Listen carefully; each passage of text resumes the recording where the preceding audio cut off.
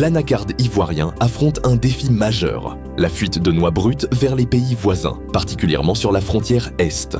Pour enrayer cette hémorragie, le gouvernement de Côte d'Ivoire a lancé l'opération Verrou 322, conduite par l'état-major général des forces armées de Côte d'Ivoire, afin d'assurer son efficacité. Sa mission, sécuriser les axes routiers, démanteler les réseaux de passeurs et rappeler que l'anacarde est un patrimoine stratégique pour la nation. À Aniby-les-Cros, entre janvier et mars 2025, les autorités ont intercepté 1056 sacs de noix de cajou, 94 cartons et 8 sacs d'amandes. Plusieurs tricycles et motos, utilisés pour le transport frauduleux, ont également été saisis et plusieurs individus interpellés. Dans le cadre de l'opération Verrou de lutte contre la fuite des produits agricoles vers l'étranger, les forces de l'ordre, à travers le comité de veille, ont effectué de nombreuses saisies qui représentent plusieurs tonnes de noix de cajou. Et donc je voudrais profiter pour féliciter les membres du comité de veille et surtout les forces de défense et de sécurité et les encourager à poursuivre dans cette lancée. Pour endiguer ce phénomène de la fuite des produits agricoles vers l'étranger, nous organisons des réunions de sensibilisation avec nos populations, surtout avec les producteurs, les acheteurs, les pisteurs. Et il faut faire en sorte qu'ils comprennent que leur production participe à l'économie nationale. Nous avons pris aussi d'autres mesures.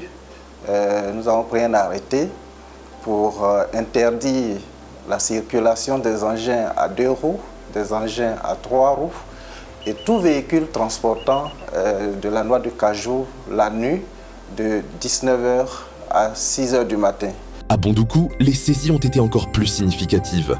Des véhicules de transport en commun, tricycles et motos chargés de noix de cajou ont été interceptés.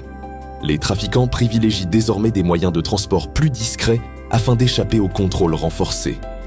Aussi bien au niveau des autorités préfectorales, au niveau des autorités sécuritaires, au niveau des autorités villageoises, le message c'est vraiment de savoir qu'il faut être citoyen, il faut éviter, empêcher par tous les moyens la fuite de ces produits-là vers les autres pays voisins.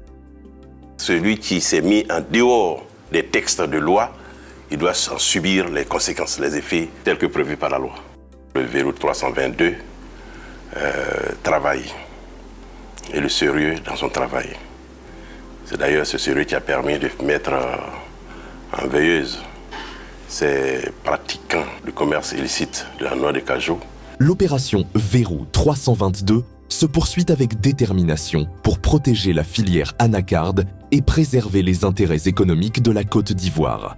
La fuite des produits est un phénomène qui entrave le bon développement de notre filière. Je voudrais donc profiter de cette occasion pour remercier le gouvernement de Côte d'Ivoire qui a pris les dispositions nécessaires pour cette campagne 2025.